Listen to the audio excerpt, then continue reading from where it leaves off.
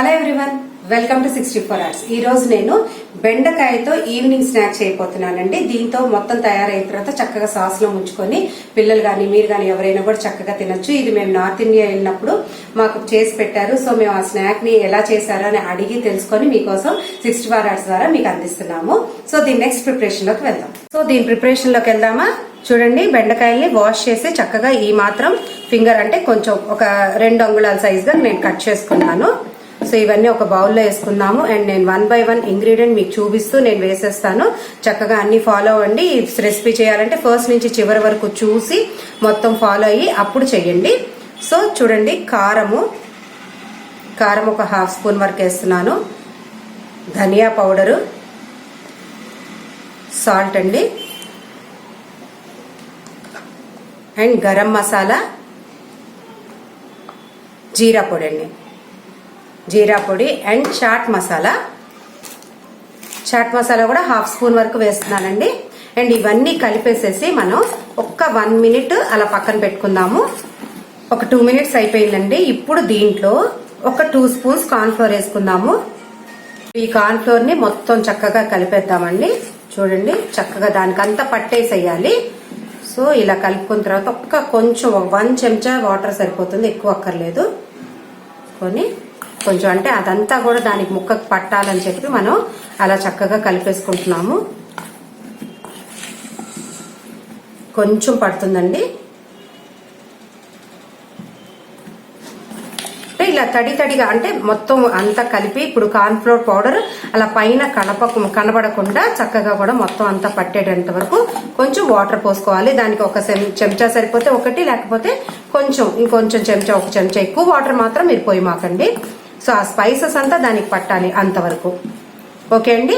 దీని తర్వాత next procedure లోకి వెళ్తాం. ఇప్పుడు ఒక 1/2 కప్ మైదా తీసుకుందామండి.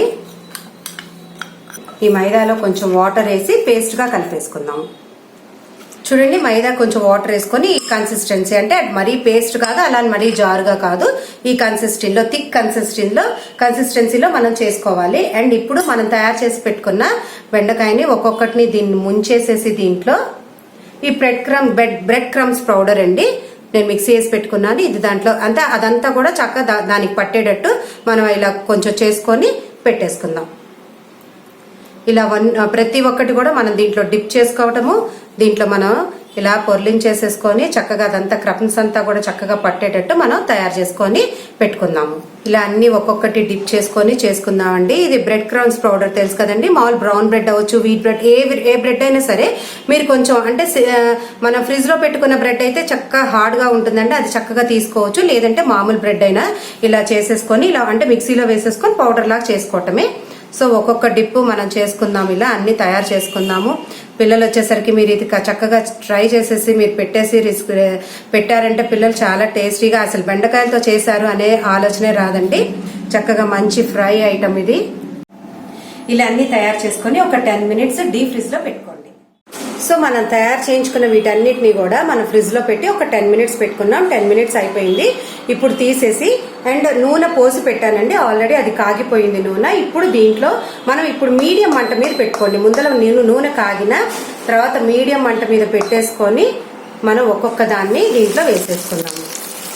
అండ్ ఆ మీడియం మంట మీదే మనం ఒక 2 to 3 మినిట్స్ మనం అలా ఉంచాలండి.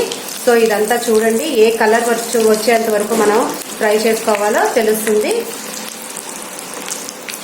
ఇప్పుడు 1 మినిట్ అయిపోయిందండి. ఇప్పుడు మనం వీటిని కదిలిద్దామండి. ముందర మాత్రం వెయ్యంగానే మీరు అట్ల కడగాని దేంతో కానీ మీరు కదిలించద్దు. ఒక 1 to 2 మినిట్స్ అయిన తర్వాత నెమ్మదిగా మనం కదిలిద్దాము. కదిలిచ్చి కొంచెం మీడియం మంట మీద వేపుకుందామండి. చూడండి, ఈ కలర్ వస్తే సరిపోతుంది. చక్కగా మీరు తీసేసుకొని స్ట్రైనర్ లో తీసేసుకోండి. అండ్ చక్కగా వేడిగా పిల్లలకి సాస్ తో సర్వ్ చేసేయండి. దీనికి సాస్ చక్కటి కాంబినేషన్ అండి. సో సాస్ తో సర్వ్ చేసేసేయండి. ఓకే అండి, థ్యాంక్ యూ. 64 అవర్స్ పద్ధతులు మా అమ్మకి, మా నాన్నకి, మా తమ్ముడికి, మా వాళ్ళకి ఎవ్వరికీ పద్ధతులు తెలియవు.